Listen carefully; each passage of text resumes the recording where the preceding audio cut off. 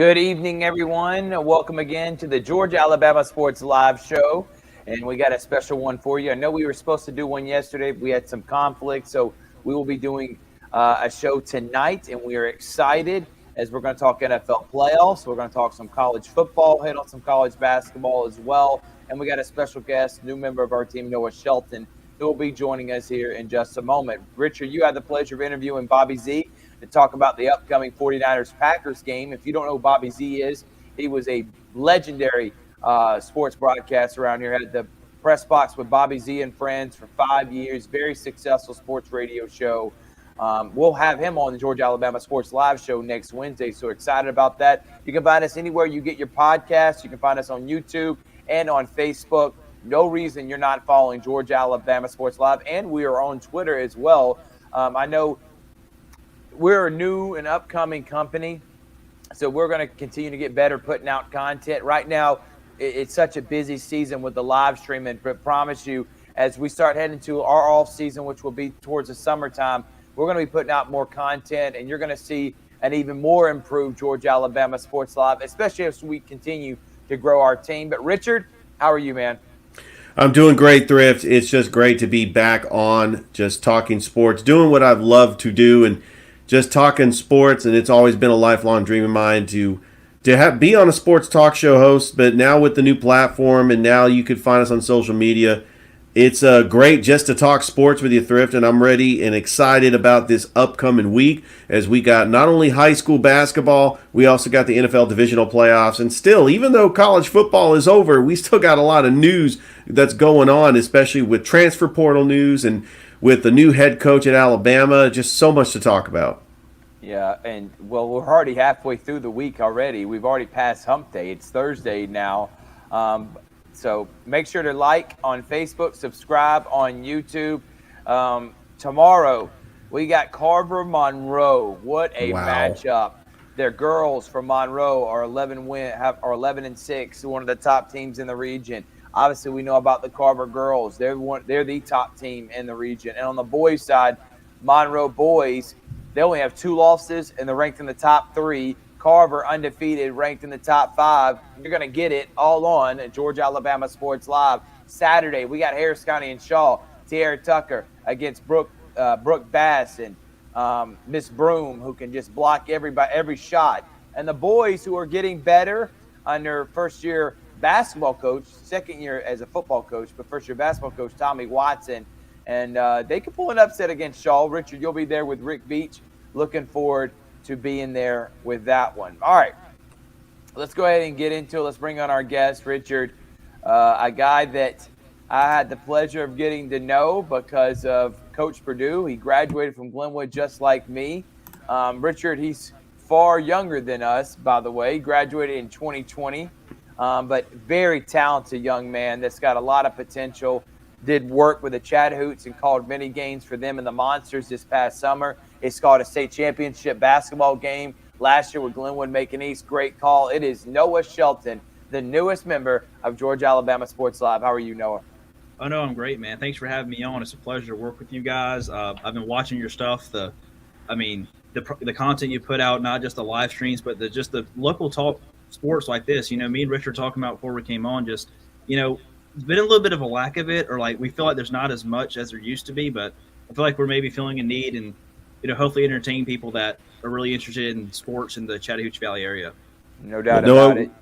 We're glad that you're on the team. And Noah, I had the privilege of work with you this summer as you and I called several Chattahoochee Monsters games, including a playoff game. While Tom Callahan was on the road calling the Chattahoots, you and I called the Monsters game as they beat the Gainesville Gold Diggers to take them to elimination. And you were on the call with Tom Callahan when that incredible comeback by the Monsters. And that had to have been just an incredible moment. And what a great summer we had. Oh, yeah, no, it was a tremendous experience, especially the Monsters. You know, Tom mainly did the Chattahoochee, so I was kind of, you know, being the intern, I was, you know, kind of pushed over to the second team we had in the area, or playing at Golden Park. And they were, I tell you, I thought about calling them the Heart Attack Monsters. So they 8-1 comeback against the Atlanta Crackers to keep their playoff hopes alive, and then beating the Gainesville Gold Diggers in a doubleheader to move the Chattahoochee from the 2 seed to the 1 seed. and the Gainesville Gold Diggers down from the top seed to the 2 seed. They had a great team, and so did the Chatahoots, but ultimately lost to Gainesville in the finals. The Chatahoots did, but it was a great time. No doubt about it. And thank you again, Noah. He is going to be an integral part for Georgia Alabama Sports Live. Like I said, up-and-coming broadcaster and a new member of our team. You heard him doing the Glenwood game. And as we continue with basketball and head into baseball, you're going to hear a lot more of Noah Shelton here in the future. And we appreciate you, Noah. And he'll be a frequent guest as we do our shows, maybe even we hadn't done a college game day, a high school game day for basketball yet because it's so hard. With football, everybody plays on Friday nights. With basketball, you got games on Tuesday, Thursday, some Wednesday, Friday, Saturday. So it's hard to do something like that. But like I said, you'll see more of Noah Shelton throughout these next coming weeks, and we appreciate him being a part of this. And as we do put out more content and stuff like that, we're going to allow him to have his own stuff and just continue growing our brand here on Georgia Alabama Sports Live. All right, Noah, so you graduated from Glenwood in 2020, and you just graduated from the Tide. Yes, sir. So you did get to experience 4 years of Nick Saban, a national championship in your first year in 2020. Talk about graduating from Alabama and what led you to want to get into broadcasting. Yeah, so well, starters for broadcasting, I might sound like a little bit of an old head here, but the SEC on CBS was my childhood. And Vern Lundquist and Gary Danielson, love them or hate them, they were my childhood on Saturdays. My family, huge Alabama fans. I went to Alabama. My dad went there. That's the main reason I, followed his footsteps going there as well. And I just have so many, as you call them, core memories of watching just certain games with certain calls, with Vern and Brad as well, as well as Gary. So I think the main reason I want to do this is I want to create those same memories for other people down the line that last a lifetime. All right, and let's talk about graduating from Alabama. How was the experience? And I guess you can tie that question into Nick Saban retiring literally as you graduate. I mean, what was that like? Well, I got to say, first off, the communications department and all the professors I had were top tier, grade A, excellent. They all were very experienced, very professional, knew what they were talking about, very, very helpful in, I feel, my growth and development, as a student. And I feel very fortunate. I remember a lot from all the seasons I went to, basically at every home game and, many, many road trips away. And it was, I knew that Saban's time was fleeting. I didn't exactly think he was going to retire right after this season. I thought he maybe had one or two left in him personally, but it was just a joy to watch. And I feel very fortunate to be there for his last few years. All right. Noah, what was your most memorable game that you saw during your time in Alabama? So my most memorable game, as a student, was on the road. Me and my dad took a road trip in 2021 when Alabama played at Florida early in the year, and that's the loudest stadium I've ever been in. Okay, I've been to Tennessee, I've been to Auburn, I've been to South Carolina. Florida was the loudest place I've ever been to, and that was a great game. Alabama got up early, and then Florida came back, missed a 2-point conversion in the last seconds to try to tie it up. Alabama ended up winning by 2. Plus, a thunderstorm you could see was rolling in right when the game was ending. We were hoping that the clock would run out so we didn't have to sit in the stands for another few hours if there was a lightning delay. But, that was a great trip, and I have many memories like that. But that was my personal favorite as a student. Yeah, Florida. That was Dan Mullen's last year in 2021. And I remember the quarterback, Emory Jones, who used to play for the Ohio State Buckeyes. He was a starter then. And then after that game, everybody's talking about Florida. That was their first loss. That they should have beat Alabama. And then they went on to go 5-7. Mullen gets fired. And Nick Saban ends up going to the national championship. And he doesn't lose Jamison Williams or John Mechie, who knows they probably could win back-to-back national championships. But from as far as your career goes, you're still young. You still got a lot of potential, and you still got a lot of growth ahead of you. But, man, I wish when I was 24 years old, I had the opportunity of growing at Columbus State, but being able to call games and just getting your feet wet. This is what the beauty of Georgia Alabama Sports Lives is. And don't get this wrong, even though he is young, this guy is a professional. There's a reason why Ignite Sports wanted to hire him. There's a reason why and used him over the summer. is a reason why Beam used him for state championship, and it's the main reason why we wanted him to be a part of what we're doing here on Georgia Alabama Sports Live. So let's talk some sports here with you, Noah. Nick Saban retires. Obviously, if you want to give your soliloquy or what he meant to you, you talk about childhood. I mean, he's literally been there since you were a Nugget. And then talk about the new hire in Kalen DeBoer. What's your thoughts on that? Well, first off, Saban, he really is. I know you've heard everybody say he's once in a generation, the best to ever do it. But I think as a person, not just as a coach, is where he's really inspirational.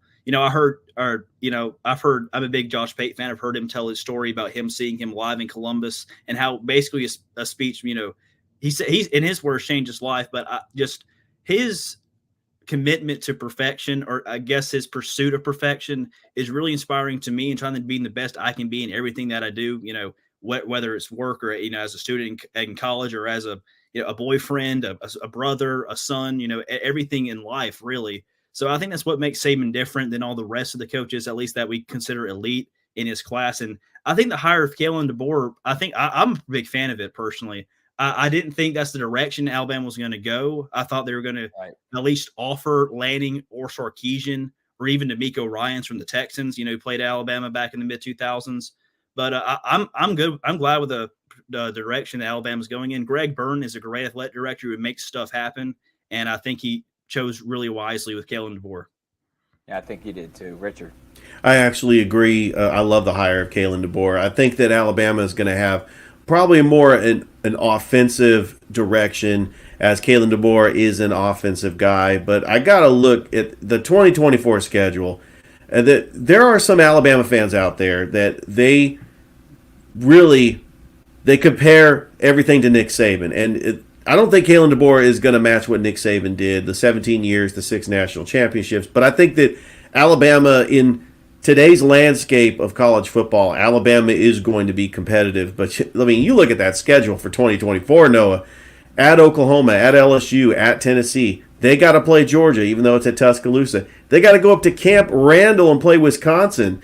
I mean, that's a tough schedule, but realistically, if you go 10-2, that still might be good enough to get into the college football playoff with the 12 teams. But what do you think that realistically the expectation should be in Coach DeBoer's first year at Alabama?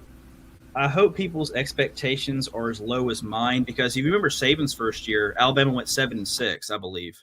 Early, yeah, and beat Colorado in the bowl game. But that's right. It took them a couple of years. So this first year, especially with all the portal losses, with Caleb Downs, Isaiah Bond, Caden Proctor just entered today, I really think something like, if Alabama goes 8-4, I would not be that disappointed. I don't think fans should either. Going to Tennessee, LSU, and Oklahoma in a 5-week stretch, to me, is just insane. Like, the average football team is going to go 0-3 in that stretch. It's just the SEC is going to be so ridiculously hard now with the additions of Texas and Oklahoma that you kind of got to recalibrate your expectations, I think, just not just Alabama fans, but any fan of any SEC school. And let's also think about this, too, when talking about Nick Saban. When he came in, obviously, everyone knew how great he was. If he'd have stayed at LSU, he would have done similar things he did at Alabama. There was no stopping that upward trajectory that his career was on. But when he came into the SEC in his tenure at Alabama, Urban Meyer hadn't yet won. He won one national championship, but he didn't have a stranglehold on it. Philip Fulmer was in his twilight years. Obviously, the next year, Tommy Tuberville gets fired. He obviously was one of the top 2 coaches during that time period. But now, Kalen DeBoer is coming into a situation which, again, Nick coming in to Mike Shula, anything was going to be better than what Shula was putting on the field. DeBoer is replacing the greatest coach of all time, and he's having to go against now another dynasty and another guy that has the SEC on stranglehold, which is Kirby Smart. So I do think, and I'm with you, that I say all that to say I'm with you, Noah. I think expectations should be 8-10 wins. I think there's enough talent on this Alabama roster to win 9-10 games every year, regardless of the schedule. But we're going to learn, and I think he's doing a great job hiring coaches that will help him be successful. All right? Absolutely. Keep bringing Ryan Grubbs. That's a guy that, and I know we mentioned he's a mutual friend. He's a guy that gave me a lot of opportunities, and I learned from him, Josh Pate. And he says this all the time.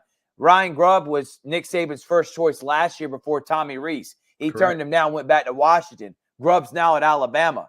That would have been home run hire last year to home run hire this year. And then whoever he gets defensive coordinator-wise, I think he'll be fine. He's kept some people on staff from last year's Alabama coaching staff that did a great job. I think Kalen's set up for success. It's just what you talked about with expectations. And I know this is going to be hard because fanatic is what fan is. And fanatics, they don't think reasonably, and they don't have reasonable expectations, especially when you're a team that is literally playing for the national championship every single season for 16 straight years. That's unheard of. That is unheard of. So it'll never happen again.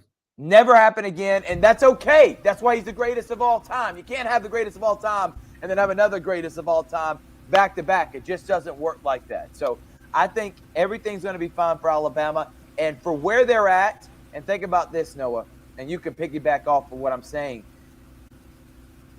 In this position of replacing Nick Saban, nobody wants to be the guy that replaces him. Nobody, because then the expectation, especially the year after he retires, that is a grueling, very pressurized situation in which you got, I think, for that opening right now, not, let's say, the guy after Nick Saban. I feel like everybody's going to want that job because Alabama is such a premier program.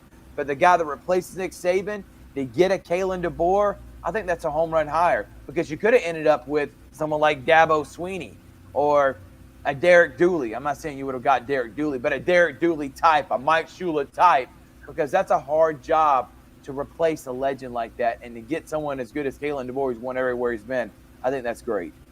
You know, it definitely is. And I respect Kalen DeBoer for stepping into this situation. You know, Washington's got great facilities. They were one of the best Pac-12 schools, you know, obviously now moving to the Big Ten, which is still trying to wrap my mind around that. But, you know, it's I think he's really, mentally mature enough and he knows the pressure is going to be high and the expectations are going to be high. And I think he's embraced it. I think that's the best way he can go about it. I think, Richard, that we should go now and talk about Auburn and Georgia since we still have them on. Is there anything else you want to add, Richard, when talking about Alabama and Kalen DeBoer and his hires? Because he's still not done getting his staff together. Well, no, I'm just – the only concern I have is, like you mentioned, Noah, all these players that have entered the transfer portal, including their prize recruit Caleb Downs, who played like a senior. He was a freshman safety who made a huge impact for Nick Saban's defense. He's entered the transfer portal. A lot of people think he's going to go to Georgia. That Kirby Smart never should have left.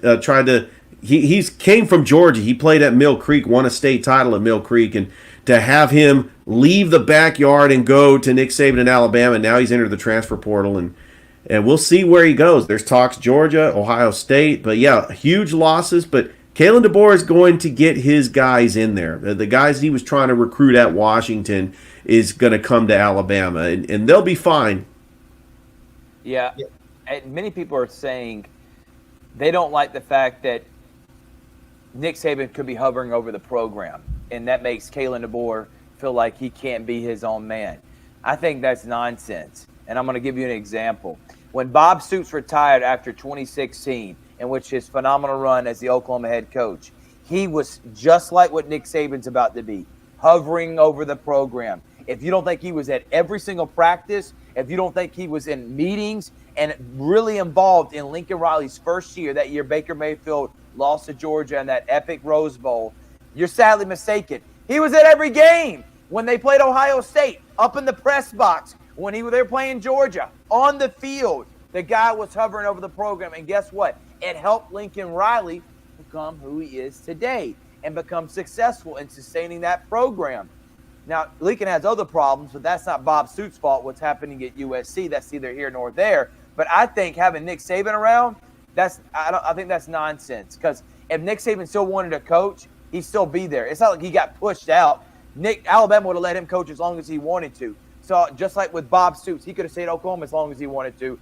I don't want to hear anybody saying, well, he's just saying the right things, giving Nick Saban 100% access. I feel like that's a recipe for no success. And there's a guy by the name of Brandon Walker, and I'm going to say this, and I usually don't call out many media types, but how do people listen to this dude and think that's college football? I get my insight from Brandon Walker. Josh Pate is a walking encyclopedia that knows the game and has the sources. That's a tip-tier guy. Joel Klatt, Kirk Herbstreit. The list goes on and on. And guys from On 3, the site, I like them. Brandon Walker, for one, you don't watch Barstool Sports to get information. You go there to get entertained. Nobody should put Brandon Walker and Josh Pate in the same breath. No chance. I just want to throw that out there because he was one of the ones that said Kalen DeBoer is going to be a disaster this year. I mean, we'll see. That's the beauty of sport. Yeah. Nobody wanted to touch the Brandon Walker thing. I'm assuming either one of y'all fans. I've never watched not the really. show. Never watched the show once. I think we're all on the same page there. We all love Josh Pate. I mean, he had a show yesterday. They're rivals. You know that, right? What's that? Yeah, they're technically rivals. Yeah. Yeah. Exactly. I mean, there's nobody that tells it like it is and really keeps it real than Josh Pate. I know that a lot of sportscasters out there want to have their hot sports take. I know. Elephant in the room. I'm talking about myself when I probably made the. Listen. Oh my goodness. Noah, you were not there for that. Few months ago, after South Florida, Richard came on Georgia Alabama Sports Live and said Alabama was going 6-6. And they said they could possibly go 6-6 the way they played against South Florida, but they proved me wrong. Yeah, and I was just proud of them. I mean, they probably the best coaching job by Nick Saban by far. No, I completely agree. I argue the South Florida game was worse than the Texas game. I mean, at least that Texas team has some life to it, some talent on that roster. Exactly. South Florida's improving though. I mean, made a bowl game, killed Syracuse in their bowl game, but. After that game, I think Alabama just lost, really until I don't know what clicked in between that and the Ole Miss game, but yeah, I mean, the growth and development of that team, not just the players, but the coaches. I think Tommy Rees also, I know he's kind of shafted out because of the coaching change, but I think he really developed as a play caller over the season. Yeah, he did. All right, let's move on from Alabama and let's talk about Auburn, Georgia, and then we'll get Noah and we'll hit a little high school basketball around here. First, let's start with Auburn. Hugh Freeze moved on from Carnell Williams. Obviously, he wanted to go. Cadillac and Zach Etheridge, two guys that have been part of the Gus Malzahn regime, Brian Harsin, that turned into Hugh Freeze. I'm okay with it. I know people up in arms because they were so excited to see what Cadillac did last year to, galvanize the program, get some momentum. He helped stabilize Hugh Freeze in his first season. But I can understand why Hugh Freeze wants his own guys that are buying into Hugh Freeze's vision. He's also going to start calling the plays like he did at every other stop other than this year, which is why he's always had a top 20 offense other than this year.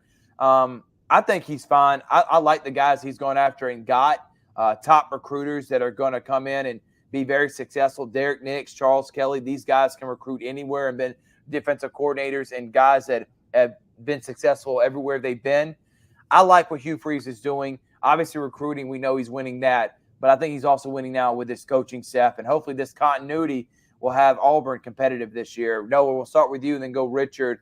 Thoughts on Hugh Freeze coaching staff moves? I mean, I don't think it's anything that Auburn fans should be necessarily that worried about. I think Hugh Freeze, as we've seen, he's won basically everywhere he's went. I think they should really more trust him than anything to make the right coaching decisions. And plus, with the recruiting class that they've mounted coming in next year, I think Auburn's in a fine spot, really. Richard.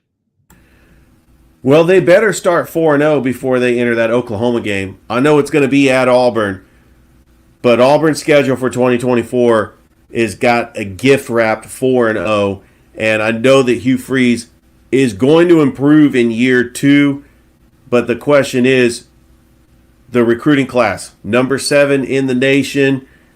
They got a little bit of an easy schedule. Yeah, they do play at Georgia and at Alabama. Those are probably going to be losses, but I think just the growth and the development of whoever he brings on as the quarterback is going to really factor in how good Auburn is going to be this year. I can't wait to see Cam Coleman. I'm a huge Cam Coleman fan. He played at Central, won a state title there. Seriously, this could be one of the best Auburn wide receivers of all time. He could be putting up monster numbers breaking receiving records. I mean, Auburn has finally got a huge possession receiver that is going to get open, and he is just going to get Auburn a lot of points. And I'm excited about that, and I'm really excited about the direction that Auburn is going. And they do have a real easy schedule to start the season. I mean, there's no reason why they can't start 4-0 and maybe have a chance against Oklahoma since that game's being played at home. Yeah, they call him the Calvin Johnson. That's what Patrick Nix called Cam Coleman. I'll say this, though. It's not like Auburn's been receiver U in their history. Terry Beasley, it was a pretty good product, but honestly, you couldn't name 5 guys that were All-Americans or had 1,000-yard seasons. Auburn's never – so I'm saying that, Richard, to go with your point, he went to a program where he obviously is going to be the guy. He has 1,000 or 2,000-yard season. He's going to be the greatest Auburn receiver of all time compared to going to Alabama, which you got to compete with a lot of talented guys, including the Heisman Trophy winner and Devontae Smith. How about Amari Cooper and what he did in 2014? That's a tough task. Jerry Jeudy, I mean, the list goes on and on. Jamison Williams, there's a lot of talent there. Auburn, on the flip side, you have a couple good seasons, you're going to be put in the lore as one of the greatest, if not the greatest, Auburn receiver of all time. Derek Nix was going to be the offensive coordinator. He was a receivers coach and the primary recruiter during that Ole Miss run of getting guys like A.J. Brown, Laquan Treadwell, Robert Kimdichie. He was the lead recruiter then. DK Metcalf. DK Metcalf. The guy's an elite coach, and now he's going to come and coach at Auburn. So now you got Nix, who's basically replacing and he's going to be the running backs coach. He's basically replacing Cadillac. I don't have a problem with that. That's a home run hire, in my opinion. And then you went and got Charles Kelly. So you replaced out Philip Montgomery and Ron Roberts for guys that I think are going to be very successful. I'm excited to see where Auburn football is going, but I think it's in the upward trajectory. Quarterback is going to be the biggest issue. Is Robbie Ashford's not there anymore? Is it Peyton Thorne now? If he gets good play calling, maybe he can be successful. It's going to be Holden Grenier, who beat the Carver Tigers in a state championship 2 years ago. A lot of there's talent on there. We'll just see if they can get developed, which was one of the reasons why Gus Malzahn was fired. The Georgia Bulldogs, Kalen DeBoer is like, let's get Javaris Robinson. The guy was an elite recruiter at Auburn, was an elite recruiter at Florida with Will Muschamp, went to South Carolina, was an elite recruiter there, goes to Alabama, elite recruiter, and Georgia's like, Kirby, I don't feel like Kalen DeBoer deserves to have someone like Javaris. Let's take him to our already dominant recruiting staff. It's not like they needed another A-plus recruiter. They got like 20 of them that are tops in the country. Let's just go take another one. And now he's a D coordinator as Will Muschamp, who was a co-D coordinator with Glenn Schumann, is now moving on to an analyst role because he wants to watch his son play on Friday nights, which, again, I mean, Will's going to be in the Hall of Fame. He's been a great coach in his career. He's been a defensive coordinator, national champion in 2003 with LSU, and then this year, 2 years ago with Georgia, or last year with Georgia, excuse me. Talk about the Georgia Bulldogs. I don't really think the coaching moves matter. They ain't lost that much in the transfer portal. I think Georgia's set up to be the best team in the country again next year. They're by far right now the most stable program in college football, I would argue. I think T-Rob's just another addition to what Kirby Smart's trying to build over there, which, he learned during his time in Alabama under Saban. It's just you never stop pursuing perfection, never stop pursuing the standard, as they call it. Richard. I do feel with Georgia getting the number 1 recruiting class this year that they're not going to drop off. We've seen so many players that go to the NFL, mainly to the Eagles, but you got possibly Caleb Downs coming to Georgia, and you look at just the talented players that have come out of the state. Remember, as far as 4- and 5-star players that come out of each state, Georgia is ranked 4th behind California, Texas, and Florida. Georgia has the most 4- and 5-star players, so why not Georgia try to recruit in their own backyard and get the best players in the state of Georgia? Too many times we've seen the best players in the state of Georgia. A guy like Eric Berry that goes to Tennessee, Caleb Downs going to Alabama. I mean, we've seen Deshaun Watson go to Clemson, Trevor Lawrence go to Clemson. I mean, all these great players from the state of Georgia not playing for the University of Georgia, and they just got to be home. And this is where you got the facilities, the recruiting. Kirby Smart is just recruiting at another level. And I don't think there's a drop-off here. I think that Georgia not only competes for another national championship, they could possibly win it. They are the odds-on favorite to win it, but it's going to be a little bit tougher. We got the 12-team playoff, but Carson Beck is coming back. Yeah, they are losing Brock Bowers and Ladd McConkey, but I think Georgia's in good shape, and it's because Kirby Smart's been doing a phenomenal job since he's taken over as the head coach since 2016. And looking where Georgia, Carson Beck, as you talked about, Carson Beck's coming back. He'll be fantastic, and as a Heisman Trophy odds favorite here coming up in the 2024 season. But Richard, another name you left off, Cameron Newton. He came from the Atlanta. No, that's right. Probably had the greatest single season in the history of college football. And everybody wants to be like Joe Burrow. Joe Burrow had Jamar Chase, Justin Jefferson, Thaddeus Moss. I mean, please. They were loaded. Clyde Edwards-Helaire. That defense has guys that are starting right now in the NFL. Great season for Joe Burrow. No doubt one of the top 5 seasons of all time.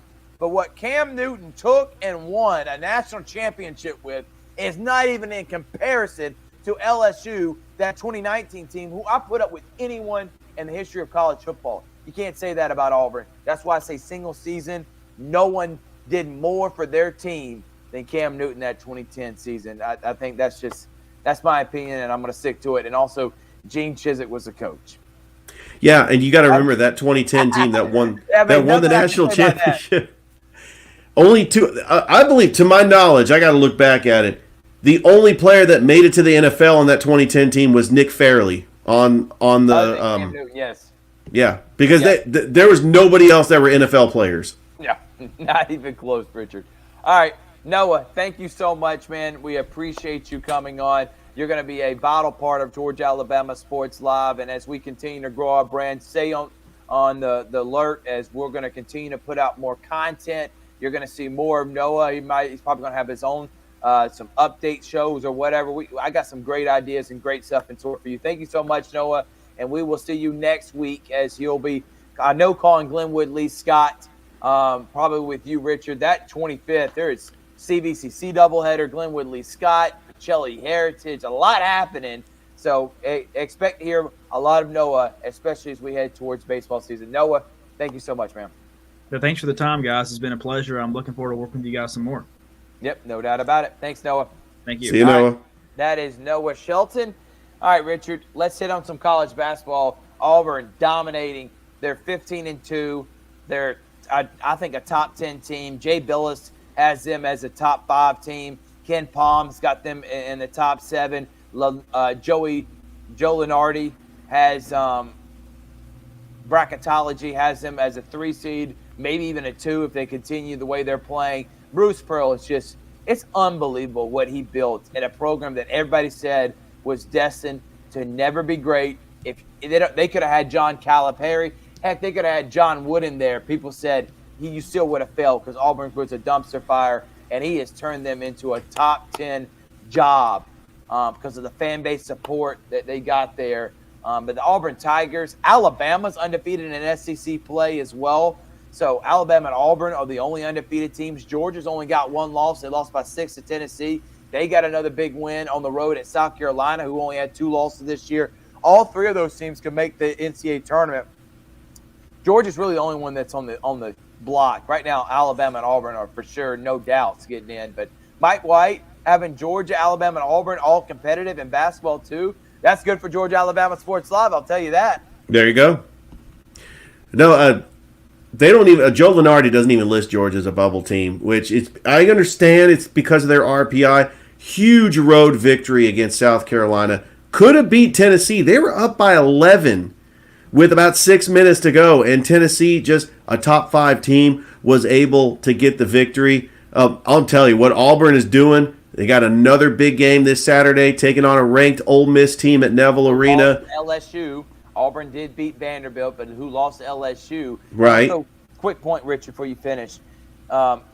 I was looking at Georgia, like predicting their schedule. If they go 21-10, 11-7 in this SEC that's got predicting from Joe Lunardi 8 teams maybe making the NCAA tournament, 11-7 and 21-10 in this conference this year, that's probably the top 2 conference in the country. I feel like there's no doubt you have to put them in. But right Absolutely. now, I can understand it early in the season, early in SEC play. They're 3-1, 13-4. But I like what I'm seeing from Mike White's team. Go continue. And they have a very big game at Rupp Arena taking on Kentucky, which they don't fare well against Kentucky. Nobody does. At Rupp, nobody. Nobody's gonna. It's hard to beat them at Rupp Arena with John Calipari and all that Kentucky talent. Ty Washington. I mean, you have DJ Wagner. I mean, just incredible talent at Kentucky. But I've always thought that Kentucky is underachieved. And if Georgia's got a shot to beat Kentucky, it's at Stegman Coliseum. But I really love what Coach White is doing. I mean, we haven't really talked about Georgia making the NCAA tournament not that often. They've made it twice under Mark Fox in the 2015 and 2011, 2008 under Dennis Felton. Remember the 4 games in 3 days? The tornado hit the Georgia Dome and they win it on. I remember that. Oh man, that was a great team. And they were very lucky to make it. And honestly, if that didn't hurt, that bad weather didn't happen, Tennessee was the best team that year. They would have won the SEC tournament. May got a number 1 seed and could have made the Final Four that year. And then Georgia played as a 14 seed, played Xavier and got smashed. And so they didn't make it then. They made it 2 years under Mark Fox. But honestly, Georgia's program's been morbid. They tried with Tom Crean. He was a failure. I thought that was a home run hire. Didn't work out there. So maybe Mike White can get them back to at least competitive. That Mark Fox had them competitive. Crean couldn't even do that. But Tom Crean did recruit Anthony Edwards, and also Kentavious Caldwell-Pope played at Georgia. I do like some of the talent that Georgia was able to get in the last 10 years. Yeah, I do too. But college basketball right now, like I said, last week there were 5 or 6 top 10. The top 3 teams all lost. They all went down. And looking at the AP top 25 right now, Richard, as I got it pulled up. Yeah, UConn, who is the defending champions. Luckiest team in college basketball. They got 5 national championships, and it mainly because the dominoes just fell their way. And when they win, last year you saw it. They had a pretty easy Jordan route. Hawkins. I mean, he was on fire, and I think UConn was going to win regardless. They dominated everybody in front of them, but they had to play San Diego State. I mean, come on. That's not one of the top teams in the country. Purdue's number 2, Kansas 3. How about North Carolina, number 4? And then you got Tennessee and Kentucky both in the top 10, and Auburn just on the outside. Duke and UNC back in the top 10. But it's up for grabs, man. Like I told you, I don't care what Purdue does in the regular season. Call me when they get to the NCAA tournament because they lost as a number 1 seed last year. UConn, I would say if you ask me the favorites, it'd be UConn or Kansas because they're both the teams that won the previous 2 national championships. Hunter Dickerson's elite, and UConn's got Alex Caravan, who's putting up 17 a game. I know they're replacing Hawkins, but Hurley's got a loaded roster, and they're number 1 right now. But, again, parity in college basketball. You saw last year, San Diego State and Florida Atlantic made the Final Four. I could see something similar happen this year, man. I really can. But for the teams that we cover, Auburn is definitely a Final Four favorite. Alabama, Mark Sears, put up 20 a game. They were on the iffy, like they were going to be a 10 or 11 seed. Since being undefeated, now they move up to a 5 seed. I think they'll be around 4 or 5 or 6, and they could make a run. Nate Oates always has Alabama competitive and has them as a perennial NCAA tournament team. And then Georgia, Mike White's second year, finally has them playing basketball where they win 20 games. They're definitely going to make the NIT, but I think they could be in the NCAA tournament. That would be the first time in my recollection. I'm trying to think back that Alabama, Georgia, and Auburn all made the NCAA tournament in the same season. I think the last time that happened would have had to been 2003 when Syracuse won the national title. Auburn made the Sweet 16. I think Alabama and Georgia both were the NCAA tournament. I have to go check that. Yeah, that might have been the Jim Herrick years. Georgia was a number 3 seed, and then they went on probation. But yeah, right around the same time, I remember Alabama went to the Elite Eight in 2002. They upset Stanford. But there's another team in Georgia, a Thrift. I'm going to call it. They are going to make the NCAA tournament, and that's Kennesaw State. They really took the state of Georgia by storm, making it to their first ever NCAA tournament under Amir Abdul-Rahim. Now they have Antoine Petaway, the former assistant at Alabama. And the reason why I think Kennesaw State is going to win, number one, they're the best team in the Atlantic Sun, but they're winning all these buzzer beaters. Terrell Burden gets the game winner. It was on SportsCenter against Florida Gulf Coast. They're 12-5. I think they're peaking at the right time. And I love Kennesaw State and a huge fan of them. And, of course, Columbus's own Charles Stone plays for Kennesaw State. And, he actually did get a big shot in the game a couple of weeks ago, and just wanted to give Kennesaw State their flowers because I do believe they're going to make it back to the NCAA tournament. Last time Alabama, Auburn, and Georgia all made the NCAA tournament was back in 1987, Richard. Oh, that was So in 2003, Jim Herrick gets fired. He had a really good Georgia team that was 19-8, but because of NCAA violations, he gets fired. They get put on probation. That's when they hired Dennis Felton. Remember, Herrick won a national title at UCLA. He was building a great program at Georgia. If he doesn't get fired, and that year Auburn and Alabama both made it. Georgia would have been for sure made it too, but they were again on probation. Herrick gets fired, and that was the end of that. But 87 was the last time all three teams made it, and I think this year they got a really good chance. Yeah, Hugh Durham was the coach of Georgia. Yeah, I do miss that Jim Herrick team. It had Jarvis Hayes, Jermaine Jones. I'm starting to see that Georgia's going to get back on the level. I want to see some consistency, like how Bruce Pearl has got Auburn. They went to the Final Four in 2019. Now they're at least a 2-3 seed making the NCAA tournament just about every year. I want to see Georgia get that way. I know we saw that with Georgia Tech under Bobby Crimmins in the 1980s and 1990s, but I would love to see Georgia there because, the talent in Georgia, we've had some great talent come out of the state of Georgia, to include guys like Dwight Howard, Jabari Smith Jr., and, Sharif Abdul-Rahim, who's, by the way, is going to be inducted into the Georgia Sports Hall of Fame. His son is actually the leading scorer on the Georgia Bulldogs. Yeah, I know. And I know you you cheer for those Kennesaw State and those Georgia State teams, man. But really excited as we start getting into conference play for college basketball. And the Auburn Tigers are a favorite to win it all this year. But Alabama is a favorite to make the Sweet 16, and Georgia can make the NCAA tournament. 3 good basketball teams for the first time in 40 years, close to 40 years. So pretty cool on that. All right, let's hit on some NFL so we can get out of here, Richard. You talked to Bobby Z. You've got some great games. Let's start with, and I'm pulling up the schedule. We'll start with the game that is happening first, Richard, which is the Texans and Ravens. That's going to be on ESPN. I think that's the first time ESPN's done a divisional game ever. So how about that? Yeah. As good as CJ Stroud is,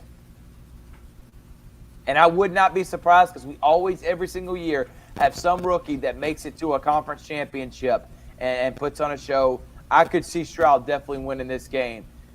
But eventually something's got to give, and the Ravens got to make it to an AFC championship with Lamar Jackson.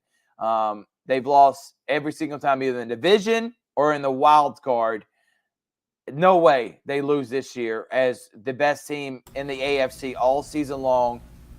I got the Ravens beating the Texans, and I got them winning a 20-13 type game. The last time the Baltimore Ravens were the number 1 overall seed, it was the 2019 season. The Tennessee Titans upset Lamar Jackson and the Ravens. One reason why is that they got out to a big lead. They ran the ball with Derrick Henry. And Lamar Jackson was still a young quarterback, still trying to learn to play from behind. But this time he is a polished quarterback. He is going to win MVP. This is the first time that I've seen a Baltimore Ravens team that's got a dynamic offense. And it's because their offensive coordinator, Todd Monken, the former Georgia OC. I mean, they've got Zay Flowers. They got Odell Beckham Jr. Mark Andrews is going to be back from injury. I know that they've had some running backs that have gotten injured, but they still have Gus Edwards, Lamar Jackson. He is a dynamic runner. You can't put a spy on him because he will exploit that. And then that defense is scary, especially when you have Jadeveon Clowney, you have Patrick Queen, Roquan Smith in the middle, and Kyle Hamilton is just a ball hawk. I do believe the Baltimore Ravens win, but the Houston Texans are going to make it interesting. And really, the Texans are playing with house money. C.J. Stroud, D'Amico Ryans, that quarterback coach combo is going to be good for years to come. And the Houston Texans have a lot to be happy about, a lot to cheer for, but I think it's going to be the Ravens' time, and they advance to the AFC Championship. With us saying all that about the Ravens, would not shock me if C.J. Stroud and this young Texans team, who have nothing to lose, they don't know any better, and to come in and beat them by 2 touchdowns, or at least upset them, and have the Texans going on to their first ever conference championship. I don't see it. I think the Ravens make it, and I think we're going to pretty much get chalked the rest of the way. Next, Packers, 49ers. They're another team just like the Texans, the Packers, and the Bills. The Texans and the Packers. And you could throw the Bucs in there to an extent. I know they won a title, so I'm not ready to put them in there yet. But Packers and Texans, they're playing with house money, man. They weren't even supposed to be here. Heck, they weren't even supposed to make the playoffs this year, and both of them are in the divisional round. I know we have seen upsets before, and I know 49ers have had, they've had opportunities here over the last few seasons to win titles, and then they've came up short. But against the Packers, they've dominated. Let's go back to 2012 when your guy, Colin Kaepernick, runs for 200, throws for 200. 2013, beats him in the wild card. They play again in the 2019 NFC Championship. Just complete domination.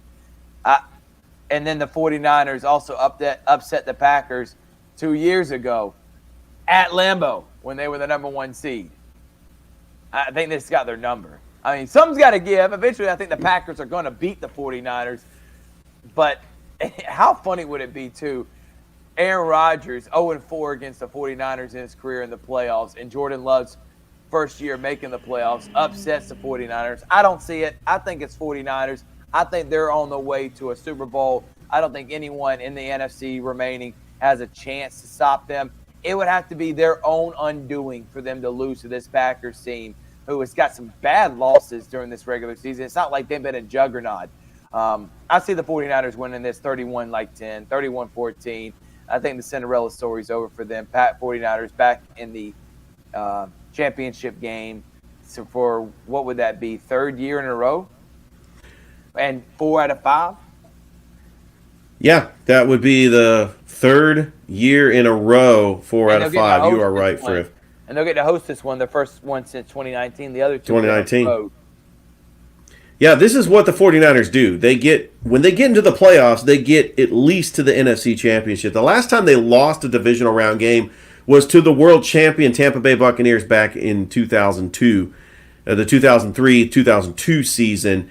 The San Francisco 49ers are built, especially when they have home field advantage, to at least get to a conference championship. And I think it's set up for them beautifully because the Cowboys and the Eagles are already eliminated. And they would take on, if they get past Green Bay, they take on the winner of the Lions and the Buccaneers.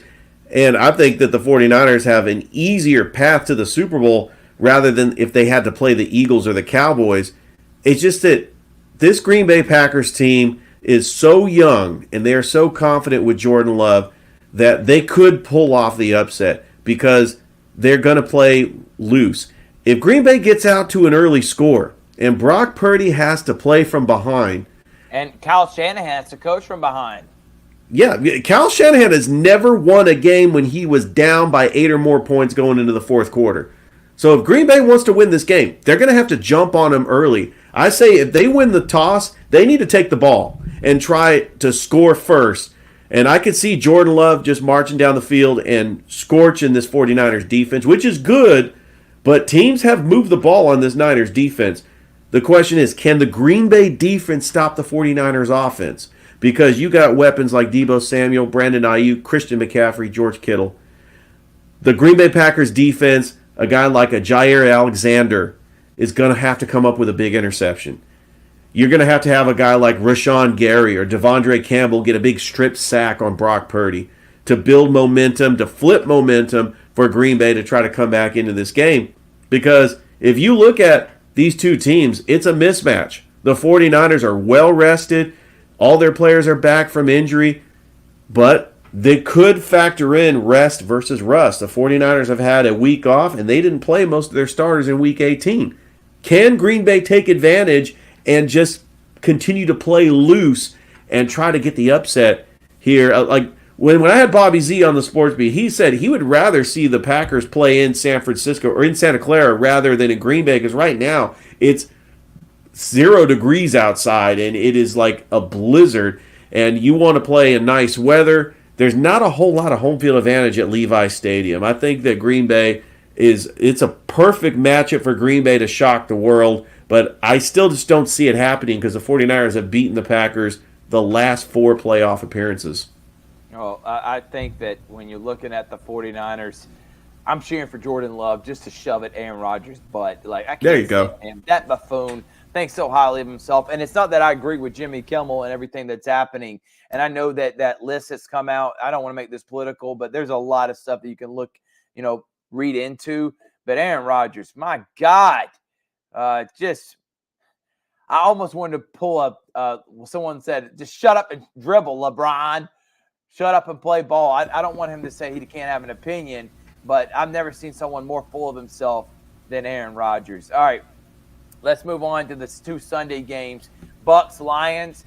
I think, again, this would be an ultimate choke job. If Baker Mayfield comes in and beats the Lions, I think the Lions are going to their first championship game since 1991. And Ford Field is going to be rocking just like it was against the Rams. I think the Rams are a better football team than the Bucs. I think the Lions win this 31-20. Jared Goff gets the Lions into the conference championship. Big win for Dan Campbell, proving everybody wrong. He's the Ed Orgeron of NFL. How about that? I love Dan Campbell. That first press conference when he said he was going to bite his opponents in the kneecaps. I mean, he is just wildly entertaining. Can I tell you this? When he was at Miami, I thought he was the ultimate meathead. I thought he was a buffoon. I really did. And he's done, just like I thought Ed Orgeron, he was a buffoon at Ole Miss. And then he changed, and he at 4 years at his tenure in LSU, he pulled out the 2019 National Championship team. I think that was the perfect storm. But you saw he was able to get that, something like that was able to happen. Dan Campbell, perfect storm. Maybe he can win an NFL Super Bowl. Yeah, there's no question. His players are going to run through a wall for him. I think they're really firing on all cylinders because their offensive coordinator, Ben Johnson, is just a great play caller. Jared Goff is efficient because they have one of the best offensive lines in football. They got great weapons, Amon St. Brown and Jamison Williams. David Montgomery has got a resurgence, a sign of life. The Detroit Lions are the better team. And they have got to win this game to get to the conference championship. And, I mean, they'll know if they're going to be on the road or if they're going to host that game because let's say the Packers do upset the 49ers on Saturday. The winner of that Bucs-Lions game will be hosting the NFC championship. But you're right. I remember I was just young enough. I was about 12 years old last time I saw the Detroit Lions in the NFC championship as they had Eric Kramer was the quarterback, Herman Moore. You had Barry Sanders, Wayne Fonts was the head coach. I mean, it was just a great storybook, but it just ended with probably one of the greatest football teams of all time. That Washington team, led by Joe Gibbs, with Art Monk, Gary Clark, Ricky Sanders, Mark Ripken, Ernest Biner, that was an all-time team, and so there's no way anybody was beating that team. But I think that it's a great story if you're a Detroit Lions fan, and if you're in the state of Michigan and you're rooting for the Michigan Wolverines and the Detroit Lions, how great has this year been for Michigan sports fans? Well football fans, that is. Well, they need it because their basketball team's trash. No, it's baseball awful. Organization has been putrid the last few years, and they've just been a mess. And then Michigan always coming up short against Ohio State. They've been through a lot. So the last one is the game of the week, no doubt. Chiefs-Bills. Chiefs run of making consecutive AFC championship games finally ends. I think this is the Bills' year.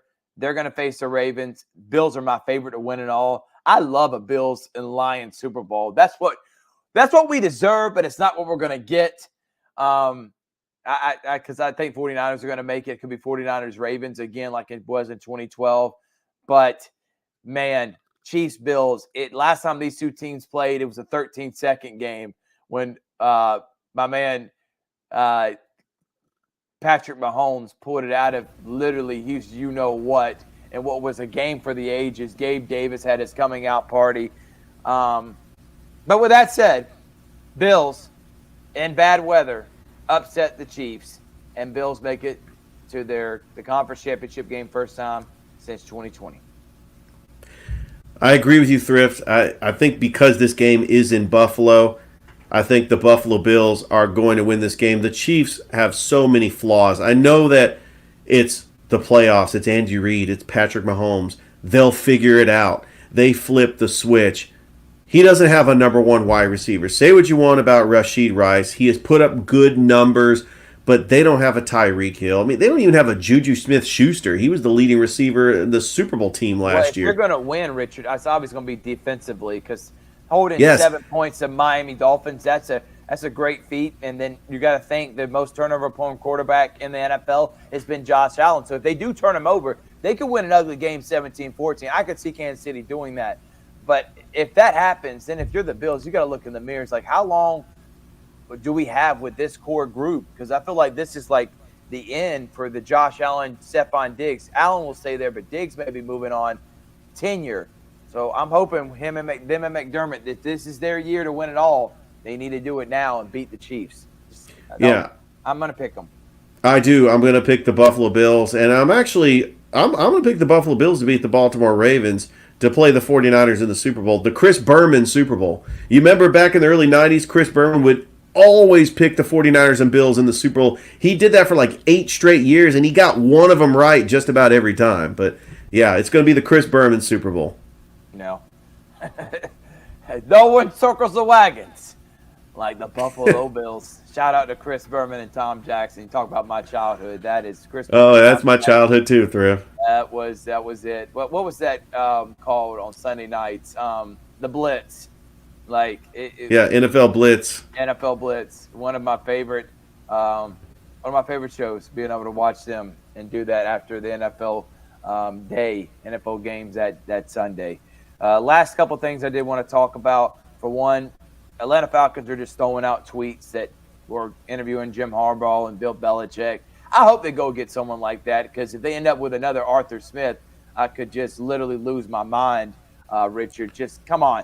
You got to get a big name guy to come in, and I think Belichick wants a roster that is talented. He said this, and he's got Adam Schefter being his pony boy, saying that he wants a roster that's talented and not lived up to expectations. So I'm going that he goes to the Atlanta Falcons, and I'm hoping he gets a quarterback, and the Falcons in that division could easily win 10 or 11 games. I know the schedule will be more tougher than it was this year, but a lot of talent on that Falcons team. Either way, don't end up with Arthur Smith, who, by the way, is now the offensive coordinator for the New Orleans Saints. How about a slap in the face there? Oh, wow. He is now the offensive coordinator for the New Orleans Saints. So unbelievable. Don't quote me on that. I saw that put up somewhere. You know what? Before I start putting my foot in my mouth, Richard, I am going to look at that. But talk about Belichick, Harbaugh, and the Falcons. Who you think they should go after? They need to go after Belichick or Harbaugh. Either one. Because those are the only two coaches right now in my mind that will win immediately. And never mind, that was a joke. Someone definitely memed me, Richard, because I thought. No, it's okay. I heard rumors that John Gruden was going to go be the Now that I literally just I joked myself with this one, because whoever put that up, obviously this is a bad job reading on my part. It's just bad journalism right now. Why would he go to New Orleans after he just tried to fight Dennis Allen? So you start putting two and two together. Somebody was trying to pull a funny one, and Thrift Barringer just said on Georgia Alabama Sports Live, which would be funny if he did go there and would be a slap in the face. But it's not going to happen. But Falcons, they do got to find their guy, and they got to get someone like a Belichick, Harbaugh, Vrabel. I think Vrabel's the best out of all three of them. This is the best collection of coaches that could be hired that I've seen in a long time. Falcons better get one of them. And also, this is the best collection of quarterbacks that's coming out of the 2024 draft. You better get a quarterback with that 8th pick. I don't care if it's Daniels. Jalen Daniels, Michael Penix Jr., Bo Fields. Nix, J.J. McCarthy. Get one of them. I don't care. Just get a quarterback. Get the quarterback right. Can we get the quarterback right? Because, if we get the coach and we get the quarterback with the team that is this talented, yeah, the Falcons would win the division and probably win a playoff game next year. I mean, that's how good this Falcons team is. They just didn't have the coach and the quarterback. We'll see how the rest of the offseason plays out. But obviously, if you're an Atlanta Falcons fan, you want someone like that to come in and obviously put this Falcons culture back into success, which, as bad as it is, Mike Smith was the most successful. At least he made the playoffs every year. Yeah. And then you fire him to get Quinn, and Quinn was supposed to be making them a contender for Super Bowl every year, and now they can't even sniff the playoffs. So it's unbelievable. And then Jerry Jones come out and said the Cowboys are going to keep Mike McCarthy for 2024. So check on all you Cowboys fans, your friends that are Cowboy fans out there. Joe Norman, shout out to you. Check their pulse, because I just don't see how this roster comes back not lifeless. I mean, with any life to them. I think they're going to be lifeless next year, bringing back McCarthy.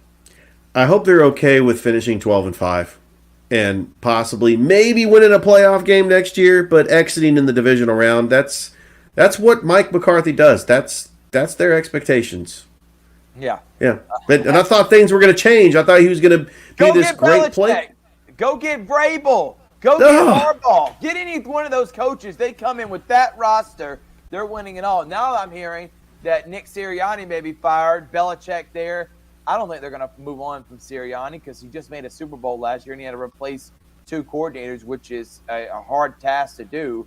But we'll see what happens. People are going to get fired here in the next couple of weeks, but somebody's got to go after and get Billy Belichick, and I'm hoping it's the Atlanta Falcons. Well, we want to say thank you so much to all our fans out there. Like us on Facebook, subscribe on YouTube.